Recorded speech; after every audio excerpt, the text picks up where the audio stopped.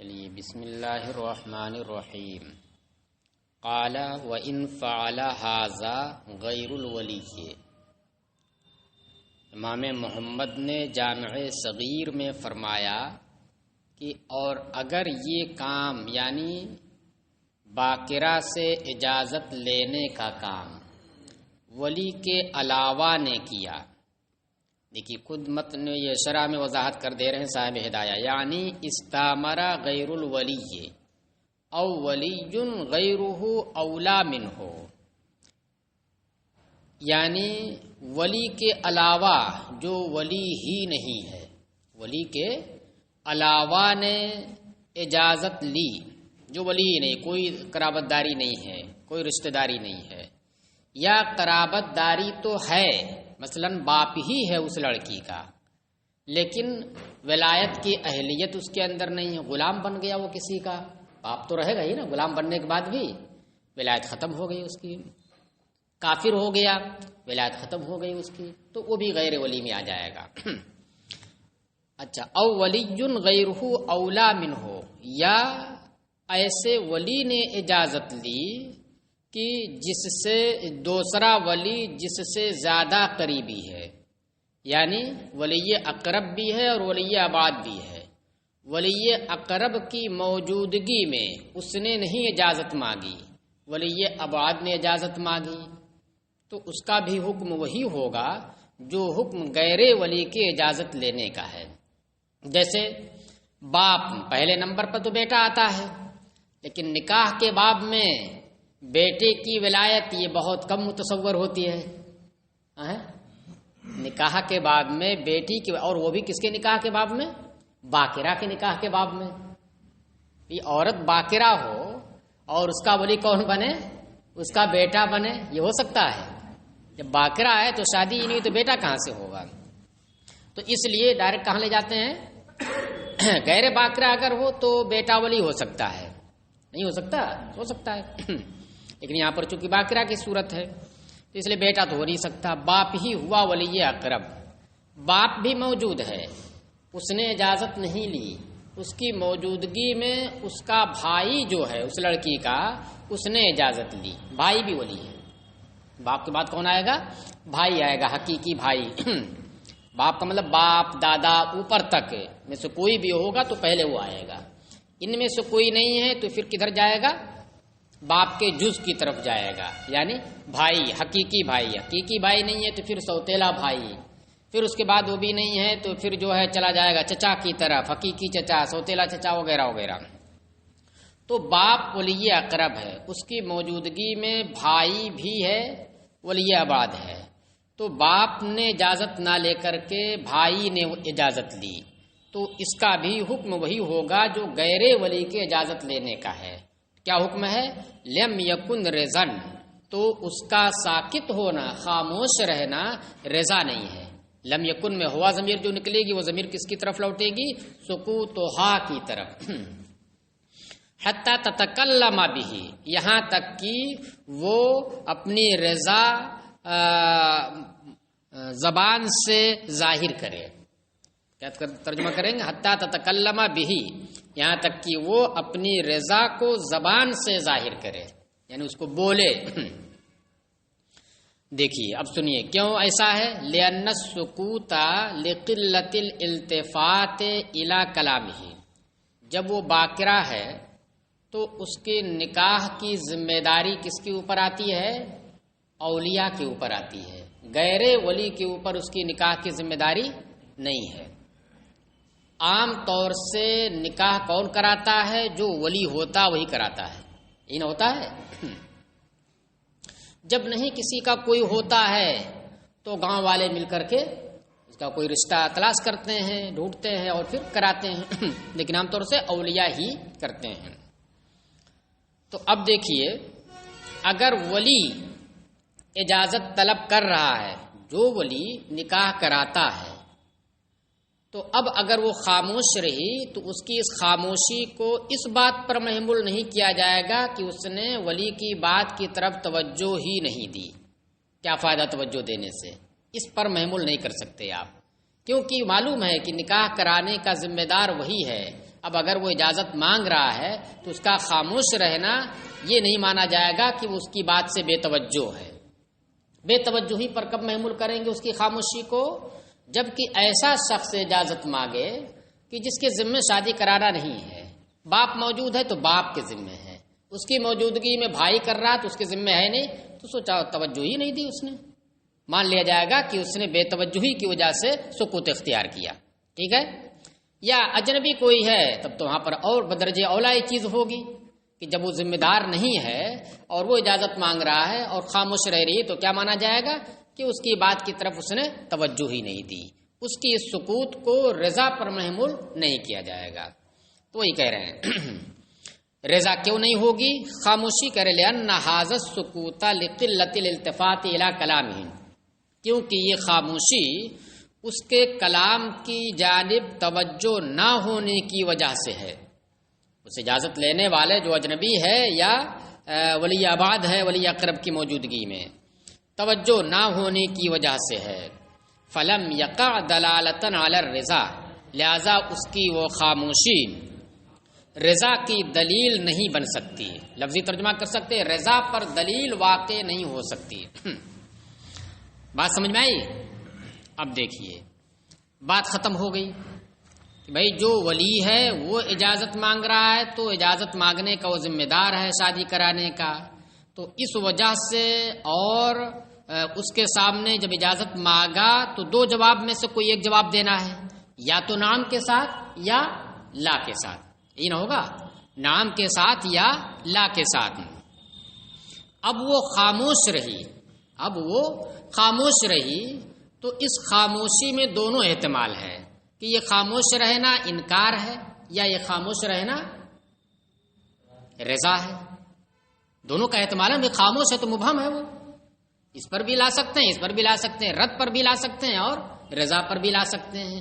لیکن اب ہمیں یہ دیکھنا ہے کہ آخر رضا کا اظہار کرنے سے روکنے والی چیز یہاں موجود ہے یا رد کو ظاہر کرنے سے روکنے والی چیز موجود ہے. تو ہم نے دیکھا اس کے اندر کہ چونکہ اگر باقرہ اپنی رضا کا اظہار کر دے، کس چیز پر رضا؟ شوہر کی جانب رغبت، شوہر کی جانب اپنی رغبت کا اظہار کرے تو یہ بے حیائی مانی جاتی ہے.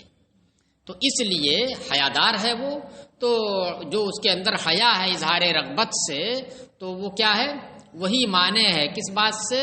اس کے نام کہنے سے، اس کے نام کہنے سے حیا مانے ہے، لیکن لا کہنے سے کوئی چیز مانے نہیں ہے. لا کہنے سے کوئی چیز مانے نہیں ہے. ہے نا یہ بات؟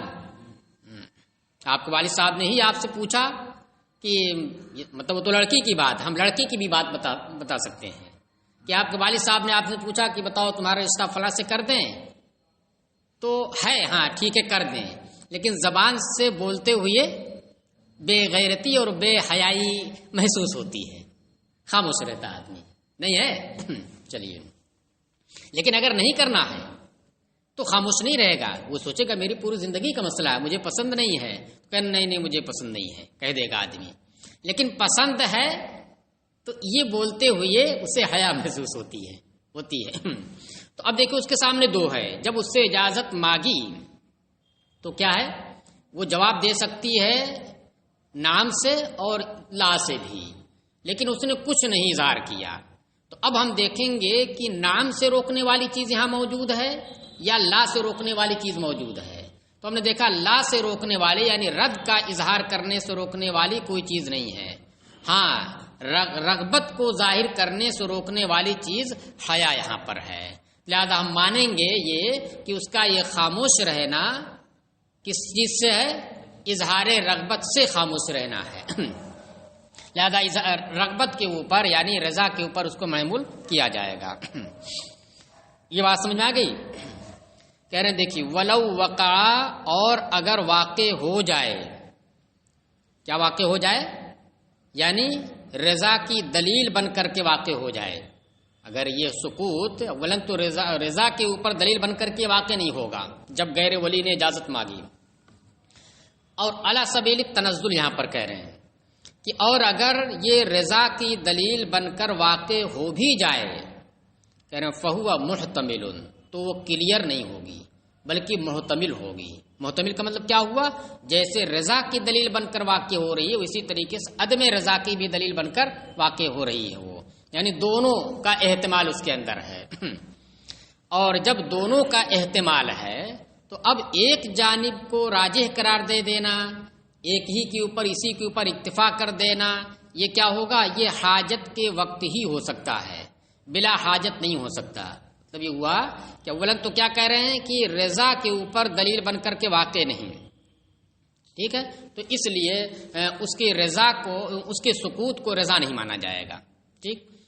اور کہہ رہے ہیں اعلیٰ سبیل التنزل، اور اگر ہم مان بھی لیں کہ چلو ٹھیک ہے دلالت علی الرضا ہے اس کا سکوت، تو ہم کہہ رہے ہیں کہ راجح طور پر نہیں ہے بلکہ کیا ہے؟ دونوں کا احتمال ہے۔ اگر جہاں ایک جانب 50% رضا کے اوپر دلیل ہے یہ سکوت، تو عدم رضا کے اوپر بھی یہ دلیل ہے عدم سکوت۔ اب ہم رضا کے اوپر دلیل کو راجح قرار دے دیں، اسی کے اوپر ہم اکتفا کر لیں کہ اس کی خاموشی کو رضا مان لیں، یہ حاجت کے وقت ہوگا، ضرورت کے وقت ہوگا۔ اور ضرورت جو ہے وہ اولیاء کے حق میں ہوگی، غیر اولیاء کے حق میں نہیں ہوگی۔ کہہ رہے فہو محتمل، اور اگر رضا کی دلیل بن کر واقع ہو بھی جائے فہو محتمل، تو یہ محتمل ہوگی، یعنی دونوں کا احتمال اس میں ہوگا۔ والاکتفاء بمثلہ للحاجت، اور اس جیسے کے اوپر اکتفا کرنا، یعنی خاموشی ہی کے اوپر اکتفا کر کے وہ رضا مان لینا، یہ حاجت کے وقت ہے۔ ولا حاجت فی حق غیر الاولیاء، اور اولیاء کے علاوہ کے حق میں کوئی حاجت نہیں ہے۔ شادی کرنے کی ذمہ داری اولیاء کے علاوہ کی نہیں ہے بلکہ اولیاء کی ہے، اولیاء کی ہے، اولیاء موجود ہیں تو ان کے حق میں اس سکوت کو رضا کی جانب راجع کر دیں گے، کیونکہ حاجت ہے کہ اگر یہاں پر سکوت کو رضا نہ مانے تو ایسی صورت میں وہ خاموشی رہے گی۔ کیوں خاموش رہے گی؟ کہ اظہار رغبت سے حیا کرتی ہے، وہ برابر حیا کرے گی، کیونکہ اگر وہ ظاہر کر دے تو پورا شور ہو جائے گا گاؤں میں کہ اس نے جو ہے اسے کہہ دیا ہاں ہاں شادی کر دو۔ تو اس وجہ سے حیا مانے ہوگی اظہار رغبت سے۔ اب اگر اس ضرورت کے وقت میں اس کے اس سکوت کو رضا کی دلیل نہ مانا جائے تو پھر اس کا نکاح کیسے ہوگا؟ جو مصالح نکاح اس سے متعلق ہیں یا اس کی جو مصلحتیں نکاح سے متعلق ہیں وہ تو معطل ہو کر کے رہ جائیں گی، پوری ہی نہیں ہوں گی، وہ کبھی بولے گی ہی نہیں، وہ باقرہ ہے، کبھی بولے ہی گی نہیں، اولیاء اس سے اجازت مانگیں گے، اور بولے گی ہی نہیں تو نکاح بھی نہیں ہوگا۔ چلیے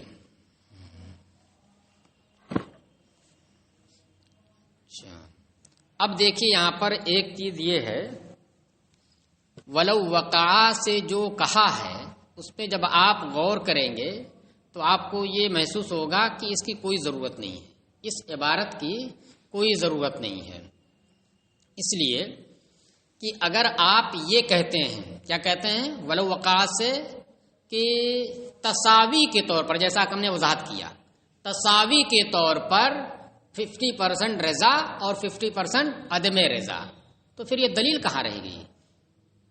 تو اس کو آپ کہیں گے کہ رضا کی دلیل ہے یہ؟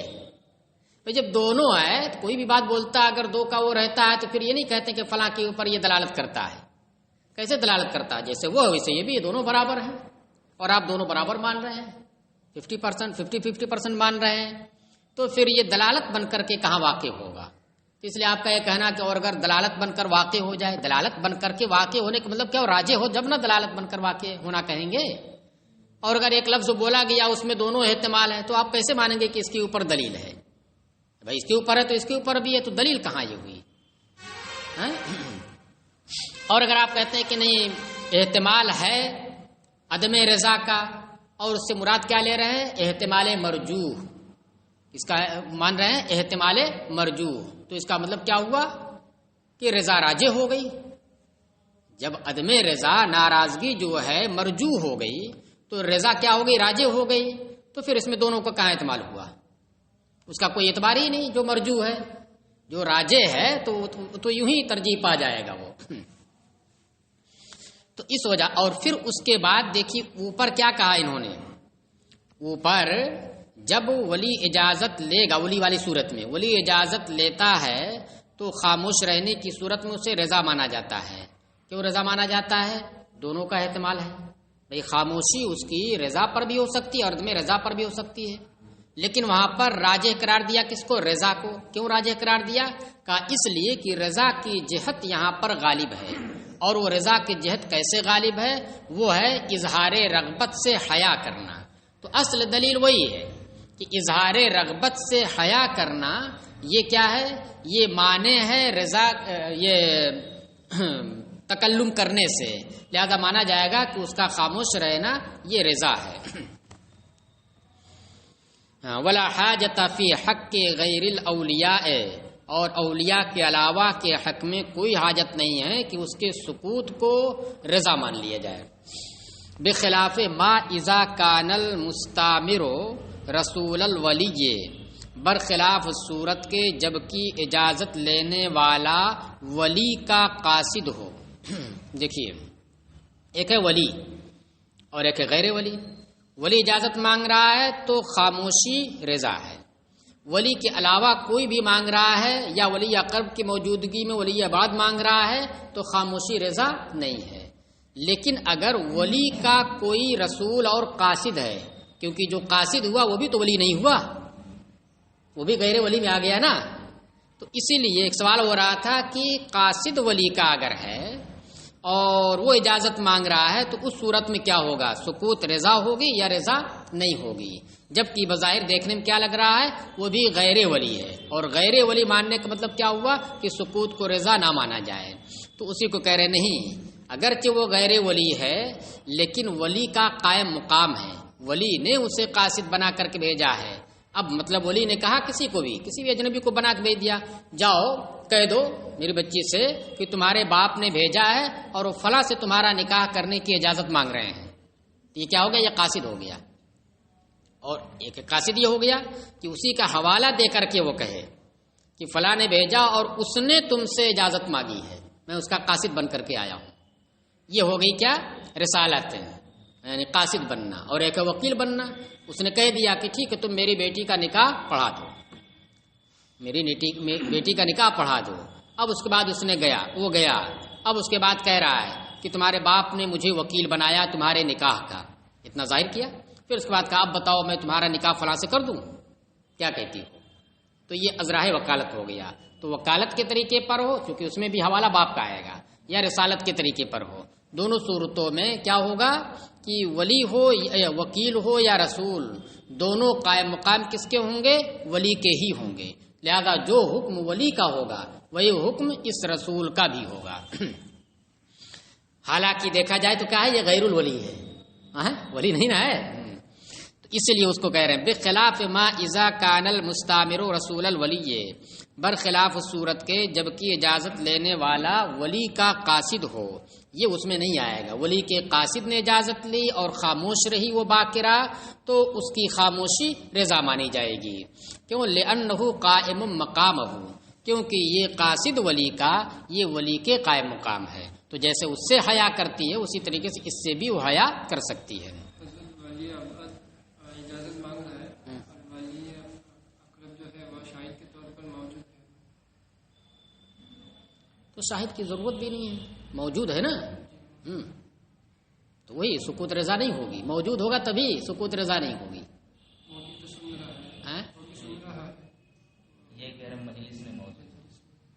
ہاں مجلس میں موجود ہے نا، وہاں پر گیا اجازت لینے، موجود ہے جبھی تو مسئلہ فرض کیا گیا. موجود نہیں ہے تب تو الگ ہو جائے گا، تب تو ولی ہو جائے گا. وہ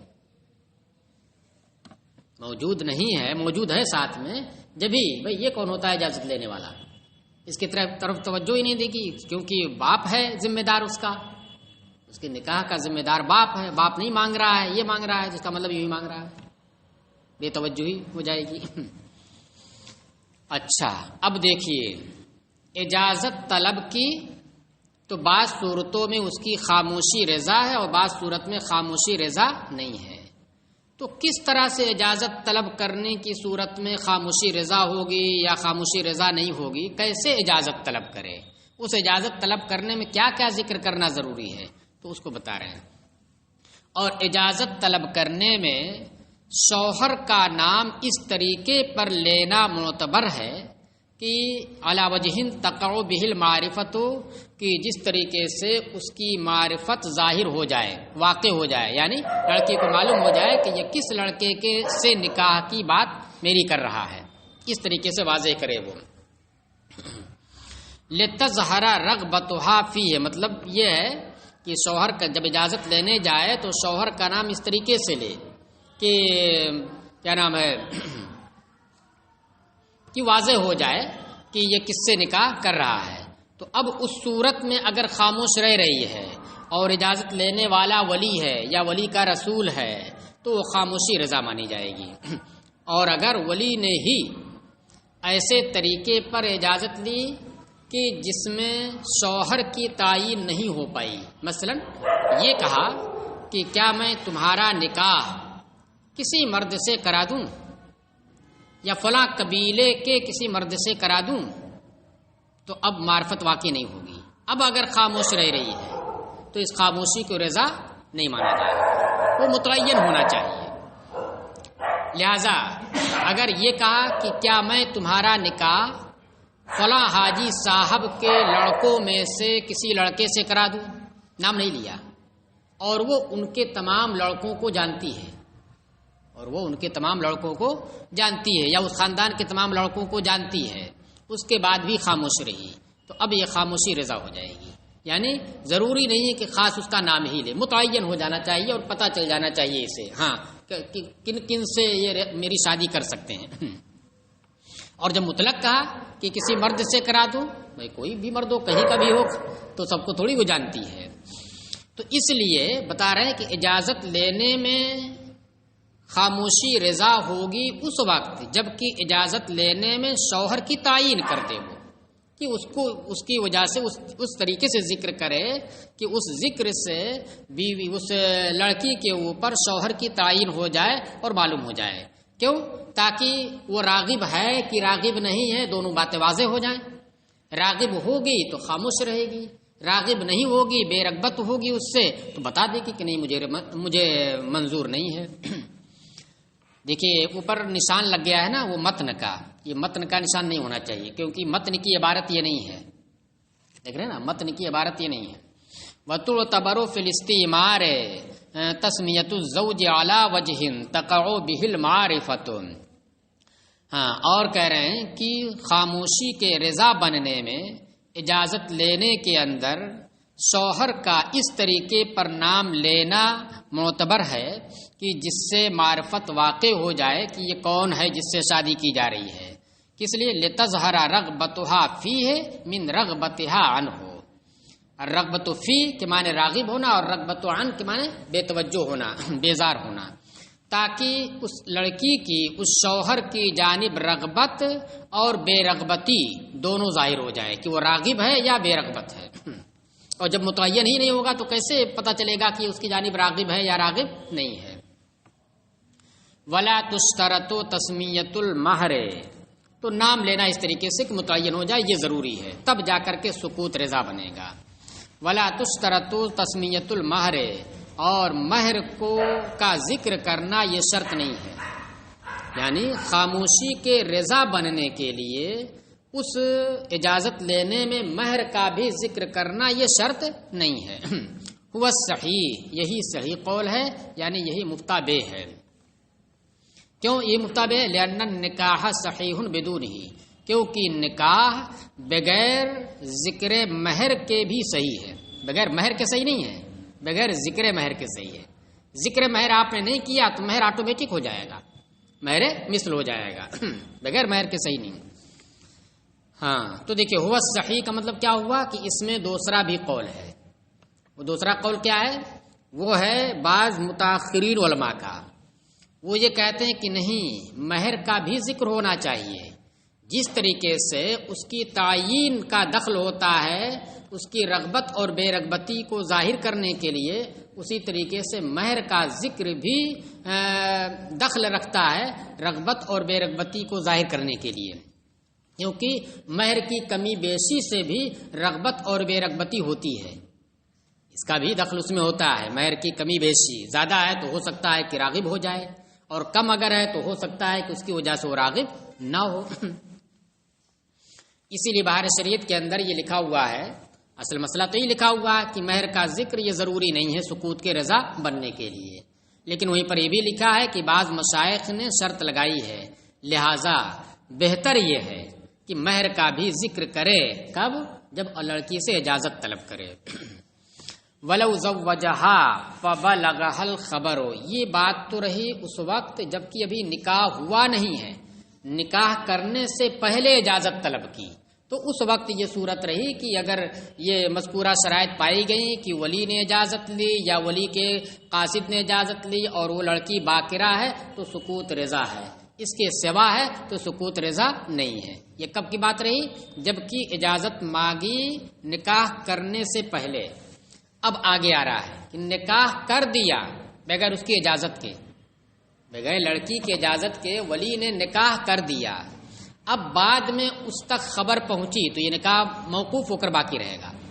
اب بعد میں اس تک خبر پہنچی، اب صورتحال وہی ہے کہ وہ باقرہ ہے، اب خبر پہنچی، اب وہ خاموش رہی، تو اس کی یہ خاموشی رضا مانی جائے گی، یہ رضا نہیں مانی جائے گی۔ یہ مسئلہ اب آ گیا، بات سمجھ آ رہی نا؟ ہاں، تو اس میں اختلاف ہے۔ بعض یہ کہتے ہیں کہ نہیں، رضا نہیں مانی جائے گی بعد میں، پہلی والی صورت میں تو سکوت رضا ہے لیکن بعد والی صورت میں سکوت رضا نہیں ہے، اس لیے کہ پہلی والی صورت میں سکوت کو رضا اگر مان لیا جائے تو وہ نکاح اس کے اوپر فوراً لازم نہیں ہو جاتا ہے کہ لازم ہو گیا، نہیں، اب جائے گا اٹھ کر کے لڑکے کے پاس، اس سے نکاح کرے گا، ایجاب قبول کروائے گا، تب نہ لازم ہوگا۔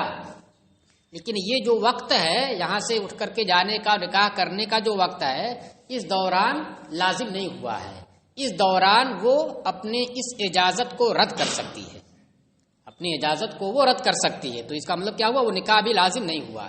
لیکن بعد والی صورت میں اگر ولی نے نکاح کر دیا اس کی اجازت کے بغیر، بعد میں اس تک خبر پہنچی اور وہ خاموش رہی، اب اس خاموشی کو رضا ماننے کا مطلب کیا ہوا؟ نکاح کو منظوری دے دینا، اور ایسی منظوری دے دینا کہ سب کچھ تو پہلے ہو چکا ہے، بس ایک کڑی باقی تھی، اس کی جانب سے ہاں کہنا، جیسے ہاں کہا فوراً لازم۔ اب وہ نہیں کہہ سکتی نہیں میں رد کرتی ہوں، تو ایک خاموشی سے لازم ہو جا رہا ہے۔ اس وجہ سے ایک فقیہ ہیں محمد بن مقاتل، انہوں نے یہ بات کہی کہ نہیں، بعد والی صورت میں سکوت رضا نہیں ہے۔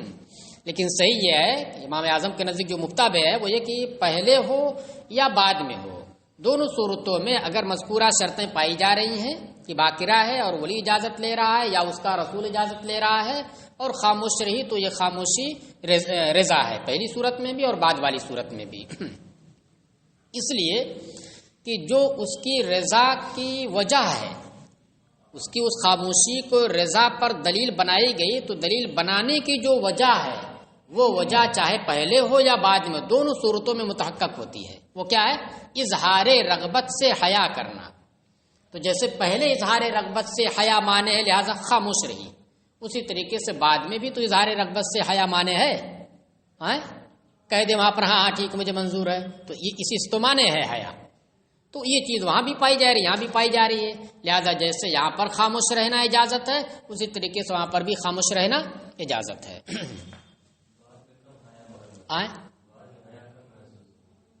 بعد میں نہیں، اس کے کہنے ہی کے اوپر اس کا نکاح موقوف ہے، اس کے کہنے ہی کے اوپر اس کا نکاح موقوف ہے، اور جب اس کے کہنے پر نکاح موقوف ہے تب تو وہ کیا ہے؟ اور حیا کرے گی ظاہر کرنے سے، اس لیے کہ کہنے کا مطلب کیا ہوا؟ پہلی والی صورت میں تو جیسے اس نے زبان سے کہا ہاں، تو بعد میں اسے واپس بھی لے سکتی ہے، اور یہاں پر تو کوئی تعویل بھی نہیں کر سکتی ہے، جیسے ہاں اس نے کہا فوراً وہ لازم ہو جائے گا۔ کیوں بعد والی صورت میں حیا کم ہوگی؟ ہاں کر چکا، مگر اس کی اجازت کے بغیر وہ ہوگی نہیں، تو اب وہ کہتے ہیں ہاں مجھے منظور ہے، تب تو ایک دم بالکل معاملات فکس ہو گیا۔ اور پہلی والی صورت میں کیا ہے؟ ابھی تو کرنے جا رہا ہے، تو یہاں پہ تو فوراً ہو جا رہا ہے۔ چلیے دیکھیے ولو زوجہا فبلغها الخبر، اور اگر اس کا نکاح کر دیا، کس نے کر دیا؟ اسی ولی نے یا ولی کے وکیل رسول نے، فبلغها الخبر، پس اس تک خبر پہنچی، فسکتت، اور وہ خاموش رہی، فہو علی ما ذکرنا، تو یہ خاموشی اسی کے اوپر ہوگی جو ہم نے ذکر کیا، مطلب خاموش رہی تو یہ رضا ہے، یا یہ کہ مسکرایا اور ہنسا مگر مذاق کرنے والی کی طرح نہیں تو وہ بھی رضا ہے، روئی بغیر آواز کے تو وہ بھی رضا ہے، یعنی جیسے اس میں تھا اسی طریقے سے اس میں بھی ہوگا، علامہ ذکرنا، تو اس کی خاموشی اسی کے اوپر ہوگی جو ہم نے ذکر کیا۔ لأن وجہ الدلالۃ فی السکوت لا یختلف، دلیل کیا دے رہے ہیں؟ اس لیے کہ رضا کے اوپر دلالت کی جو وجہ تھی پہلی والی صورت میں، رضا کے اوپر اس کی خاموشی کو دلیل مان رہے تھے، تو اس دلیل ماننے کی وجہ جو تھی وہ وجہ مختلف نہیں ہوتی ہے۔ اجازت نکاح کر لینے سے پہلے اجازت لینے کی صورت میں بھی وہ وجہ پائی جا رہی ہے، اور کر لینے کے بعد جب اس تک خبر پہنچے تو اس وقت بھی وہ وجہ پائی جا رہی ہے۔ وہ کیا ہے؟ اظہار رغبت سے حیا کرنا۔ لأن وجہ دلالت فی السکوت لا یختلف، اس لیے کہ سکوت والے میں جو دلالت کی وجہ ہے، رضا پر دلالت کی وجہ، وہ وجہ مختلف نہیں ہوتی ہے قبل اور بعد سے، قبل میں بھی وہ ہے اور بعد میں بھی وہ ہے۔ اچھا، یہ بات ختم ہو گئی۔ لیکن وہ یہ کہتے ہیں کہ نہیں، دونوں میں تھوڑا سا فرق ہے۔ وہ تو بات ہے، اس سے انکار نہیں ہے کہ اظہار رغبت سے حیا دونوں صورتوں میں ہے، لیکن یہاں پر ایک دوسری بھی چیز پائی جا رہی ہے۔ پہلی والی صورت میں اس کے پاس آپشن ہے، اگر اس نے سکوت کر کے گویا اجازت دے دی تو پھر اس اجازت کو ختم بھی کر سکتی ہے، اس لیے سکوت کو رضا مان لیا جا رہا ہے۔ اور بعد والی صورت میں خاموشی کو اگر رضا مان لیا جائے تو پھر کیا ہو جائے گا؟ خاموشی کو رضا ماننے کا مطلب کیا ہوا کہ اب اس کے پاس آپشن نہیں بچا ہے اس کو ختم کرنے کا، اب وہ نکاح منعقد ہو گیا، لازم ہو گیا۔ اس وجہ سے محمد بن مقاتل کہتے ہیں کہ نہیں، خاموش رہنا یہ رضا نہیں ہوگا۔ اور ہم کہتے ہیں کہ کیوں؟ بھائی دلیل دیجئے۔ دلیل تو یہ ہے کہ کیوں اس کے سکوت کو رضا مانا گیا ہے؟ اظہار رغبت سے حیا کرنا، اور اظہار رغبت سے حیا یہ پہلے بھی ہے اور بعد میں بھی ہے۔ ثم المخبر ان کان فضولیا، اب رہی بات کہ خبر پہنچی اس وقت، اس تک خبر پہنچی تو سکوت رضا ہے، تو چاہے جو خبر پہنچا دے، چاہے جو خبر پہنچا دے اور سکوت کو رضا مان لیا جائے، تو اسی کو بتا رہے نہیں، مخبر کے لیے بھی اب یہاں پر ہے کہ مخبر کون ہے؟ مخبر وہ خود ولی ہے، مخبر وہ خود ولی ہے، تب تو بالکل واضح ہے کہ سکوت رضا ہوگا، یا کہ ولی کا رسول ہے، قاصد ہے، تو صورت میں بھی وہی ہوگا۔ لیکن کہہ رہے کہ ثم المخبر ان کان فضولیا، پھر مخبر اگر فضولی ہو، خبر دینے والا فضولی ہو، یعنی نہ تو ولی ہو نہ ولی کا وکیل اور رسول ہو، کہہ رہے یشترط، تو اب مطلقاً اس کی خبر پر عمل نہیں ہوگا کہ اس کی خبر پہنچی اور خاموش رہی تو رضا عمل، نہیں، اس کی خبر مانی ہی نہیں جائے گی۔ کب مانی جائے گی؟ اس کے لیے شرط لگاتے ہیں امام اعظم کہ دیکھیے شہادت تو نہیں ہے، یہ خبر ہی ہے، یہ کیا ہے؟ خبر ہی ہے، شہادت تو نہیں ہے، لیکن پھر بھی چونکہ اس صورت میں آپ نے جب کیا اس کو خبر دی، تو خبر دے کر کے اگر اسے سچ مان لیا جائے اور سکوت کو رضا مان لیا جائے تو اس کے اوپر عقد کو لازم کرنا پایا جا رہا ہے، حالانکہ چاہے تو عقد کو لازم نہ کرے، وہ انکار کر دے وہ، لیکن خاموشی کو رضا مان لیا جائے تو اس کا مطلب کیا ہوا کہ وہ اس کے نکاح کو لازم کیا جا رہا ہے۔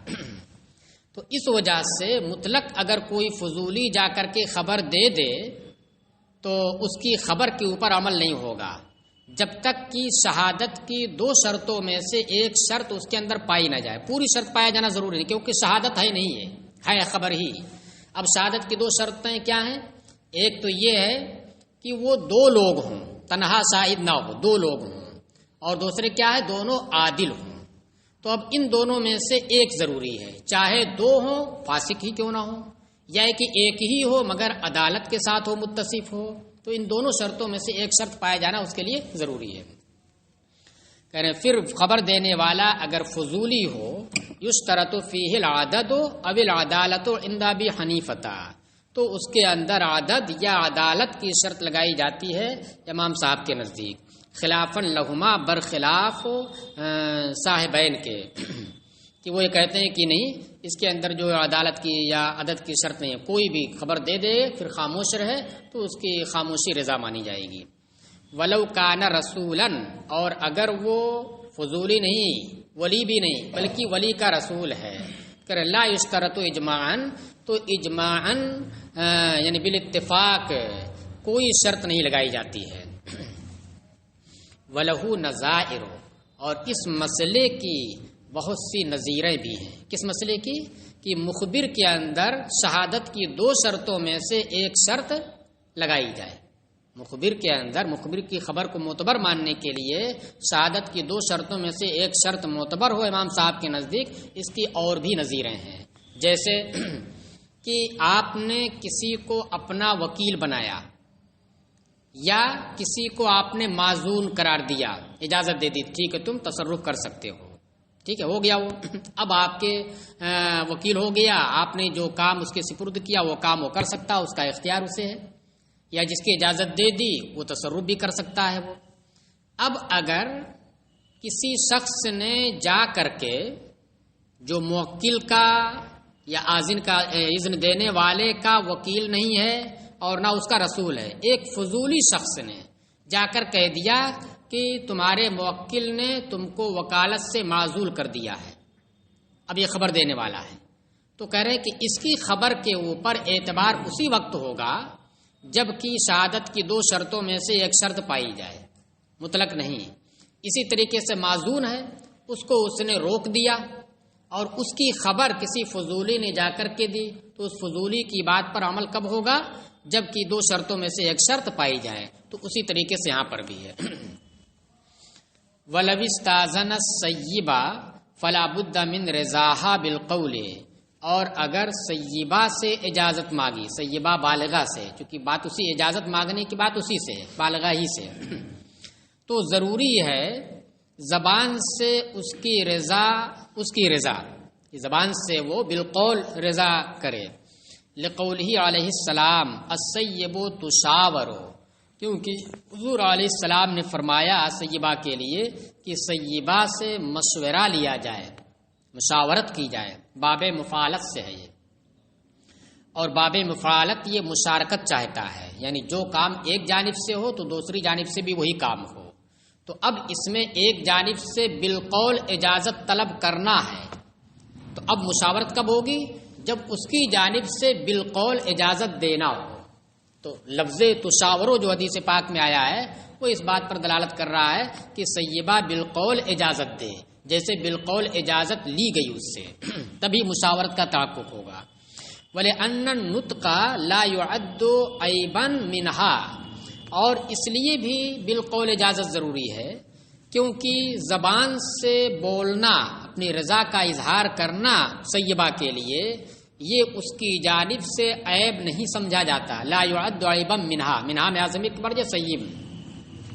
وقل الحیاء بالممارست، اور ممارست کا مطلب کیا ہوا؟ الممارست بالزوج، اس سے پہلے سیب کا مطلب کیا ہوتا ہے؟ سیب کا مطلب ہوتا ہے کہ وہ لڑکی جس کا نکاح اس سے پہلے ہو چکا ہو، جو دوسرے شوہر کے پاس جا چکی ہو، اب وہ سیبہ ہو گئی، تو شوہر کے ساتھ اس کی ممارست کی وجہ سے اب شوہر کے ساتھ وہ رہ چکی ہے، اس لیے اب نکاح کے معاملے میں اس کی حیا اب کم ہو جائے گی، لہذا اب دوبارہ جب نکاح ہوگا تو پھر اجازت طلب کرنے کے وقت اس کی خاموشی رضا نہیں مانی جائے گی، بالقول اجازت دینا ہوگا، کیونکہ جو چیز اظہار رغبت سے مانے تھی حیا، وہ حیا کم ہو چکی ہے۔ فلا مانع من النطق فی حقها، لہذا اس کے حق میں بولنے سے کوئی چیز مانے نہیں ہے۔ وَإِذَا زَالَتْ بُكَارَتُهَا بِوَصَبَةٍ، تو سیبہ کب ہوگی؟ جب کہ نکاح اس کا ہوا ہو اور شوہر کے پاس ہو گئی ہو۔ وَإِذَا زَالَتْ بُكَارَتُهَا بِوَصَبَةٍ أَوْ حَيْضَةٍ أَوْ جَرَاحَةٍ أَوْ تَعْنِيسٍ، اور اگر اس کا بکارت زائل ہو جائے کودنے سے یا حیض کی کثرت سے یا زخم ہو جانے کی وجہ سے یا شادی کی عمر بہت آگے نکل جانے کی وجہ سے، تانیث کا مطلب کیا، شادی کی عمر جو ہے اس سے بہت آگے بڑھ جائے تو اس کی وجہ سے کہ رفعی یا فی حکم الابکار، تو وہ عورت باقرہ کے حکم میں ہے۔ باقرہ کے حکم ہونے کا مطلب کیا ہوا کہ اس سے بھی اگر اجازت طلب کی جائے خاموش رہے تو خاموشی رضا مانی جائے گی، یعنی اجازت بالقول ضروری نہیں ہوگی۔ لأنها بکر حقیقتاً، اب رہی بات کہ اتنا سب کچھ ہونے بھائی بکارت زائل ہو گئی، جس کی وجہ سے اسے باقرہ یا بکر کہتے تھے، جو ایک پردہ ہوتا ہے تو اس کے باوجود وہ باقرہ کے حکم میں کیسے ہے؟ کہہ رہے کہ ہاں حقیقتاً وہ باقرہ ہے۔ کیا ہے؟ حقیقتاً وہ باقرہ ہے۔ باقرہ کا معنی کیا ہوتا ہے؟ کسی چیز کا ابتدائی حصہ، اول حصہ۔ بکرتن کس کو کہتے ہیں؟ اول صبح کو، صبح کی ابتدا کو بکرا کہتے ہیں۔ اور باقورہ کسے کہتے ہیں؟ درخت کے پہلے پھل کو، کہ اس سے پہلے اس درخت سے ویسا پھل نہ آیا ہو تو اب اس اعتبار سے دیکھا جائے تو واقعی ایمان حقیقی کے اعتبار سے یہ باقرہ ہے۔ کیوں باقرہ ہے؟ کیونکہ اس سے جو بھی نکاح کرے گا، جس شوہر کے پاس یہ جائے گی تو کہا جائے گا، اس کے اوپر صادق آئے گا کہ اس شوہر نے اسے اول پایا ہے، ثانین نہیں پایا ہے، اول اسے پایا ہے تو اس کے حق میں کیا ہے؟ وہ باقرہ ہے۔ ہاں کہہ رہے ہیں کہ باقرہ کے حکم میں اس لیے ہے کیونکہ وہ حقیقتاً باقرہ ہے۔ لأن مصیبہا اول مصیب لہا، اس لیے کہ اسے پانے والا شوہر اس کے پاس ہو جائے گی وہ اول اسے پانے والا ہے۔ ومنہ الباقورۃ، اور یہ معنی ہے بکر کا اول کہہ رہے ہیں، اور اسی بکر کے مادے ہی سے باقورہ کا لفظ آتا ہے جس کا معنی ہوتا ہے درخت کا پہلا پھل۔ والبکرا بھی آتا ہے جس کے معنی ہوتا ہے صبح کی پہلی کرن۔ وَلِأَنَّهَا تَسْتَحْيِي، ایک تو یہ وجہ ہو گئی کہ باقرہ کے حکم میں ہے، لہذا باقرہ کے لیے جو سرکار نے فرما دیا ہے کہ فَإِن سَكَتَتْ فَقَدْ رَضِيَتْ، وہ حکم اس کے لیے بھی رہے گا۔ اور ایک عقلی بھی دلیل ہے، وَلِأَنَّهَا تَسْتَحْيِي لِعَدْمِ الْمُمَارَسَةِ، اور اس لیے بھی وہ باقرہ کے حکم میں ہے کیونکہ ممارست نہ ہونے کی وجہ سے، شادی ہوئی نہیں کہ شوہر کے ساتھ اس کا اٹھنا بیٹھنا ہوا ہو کہ حیا کچھ کم ہو جائے، شوہر کے ساتھ ممارست نہ ہونے کی وجہ سے وہ حیا اب بھی کرے گی اگرچہ بکارت زائل ہو گئی ہو۔ چلیے، وَلَوْ زَالَتْ بُكَارَتُهَا بِزِنَاءٍ، اور اگر زنا کی وجہ سے اس کا بکارت زائل ہو جائے، فَهِيَ كَذَلِكَ، جب بھی وہ ایسی ہی ہے یعنی باقرہ کے حکم میں ہے، زنا کی وجہ سے اگر ہو جائے۔ ہاں عند ابی حنیفہ، امام صاحب کے نزدیک، وقال ابی یوسف محمد الشافعی لا یکتفی بسکوتها، اور امام ابو یوسف، امام محمد اور امام شافعی نے فرمایا کہ اس کے سکوت پر اکتفا نہیں کیا جائے گا، یعنی باقرہ کے حکم میں نہیں ہے۔ کیوں؟ کہ لأنہا سیب حقیقتاً، یہ بھی دیکھیے اسی طرح استدلال کر رہے ہیں، کیونکہ وہ حقیقتاً معنی حقیقی کے اعتبار سے اب وہ سیبہ ہے، معنی حقیقی کے اعتبار سے اب وہ سیبہ، باقرہ نہیں ہے۔ وہ کیسے بھائی سیبہ ہے؟ وہ سیبہ کا مطلب معنی حقیقی کیا ہوتا ہے؟ صوب سے بنا ہے، صوب کا معنی کیا ہوتا ہے؟ لوٹنا، اسی سے ثواب بھی ہوتا ہے۔ ثواب کا معنی کیا ہوتا ہے؟ عمل کا بدلہ، آپ نے کوئی عمل کیا، اب عمل کرنے کے بعد اسی کے اوپر بدلہ مرتب ہوا، جزا اسی کے اوپر مرتب ہوئی، تو جب وہ بدلہ آپ کو ملا تو گویا وہ عمل آپ کا پھر عود کرایا، لوٹ آیا، تو بدلہ بھی کیا ہے؟ لوٹنے کا معنی رکھتا ہے۔ اور اسی سے مسابت کا بھی لفظ آتا ہے، مکہ کو مسابہ کہتے ہیں، مسابۃ للناس، کیوں کہتے ہیں؟ کیونکہ لوٹنے کا معنی پایا جاتا ہے۔ مسابہ وہ جگہ جہاں بار بار لوٹ کر کے لوگ آئیں تو وہ چیز اس کے اندر پائی جا رہی ہے لوٹنے کی، کیونکہ ایک مرتبہ زانی پا چکا ہے، اول مصیب کون رہا ہے اس میں؟ زانی رہا ہے، اور اب جب اس کا نکاح ہوگا تو جو پہلے اصل شوہر کے پاس جائے گی تو اس کے اوپر یہ صادق نہیں آئے گا کہ وہ اول مصیب ہے، بلکہ کون ہے؟ وہ سیبہ اس کے حق میں ہے کہ اس کی طرف ایک دوسرا لوٹ رہا ہے، پہلا تو پہلے آ چکا ہے۔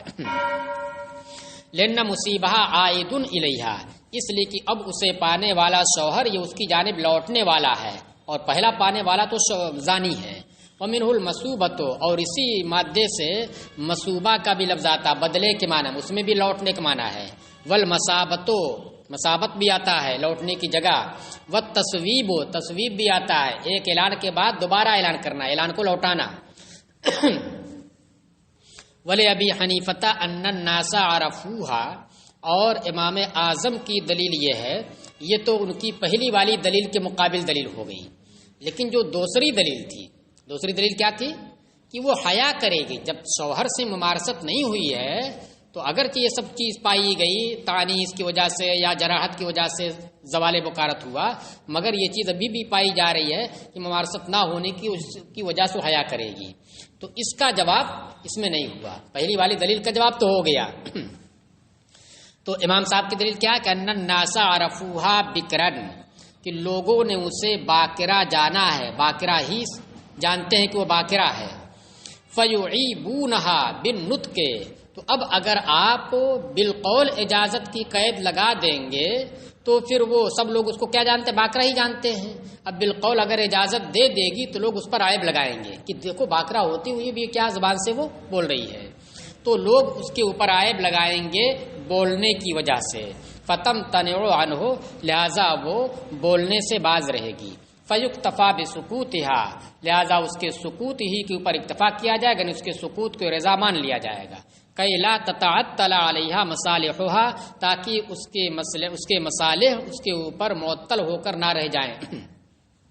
بخلاف ما اذا وطیت بشبہۃ او نکاح فاسد، برخلاف صورت کے جب کی، دیکھیے اس صورت میں ہوا جب کہ اس کا زنا پوشیدہ ہو، دلیل ہی نہ بتا رہی لأن الناس عرفوها بکرن، تو لوگوں نے اسے باکرہ ہی جانا ہے، یہ کب ہوگا؟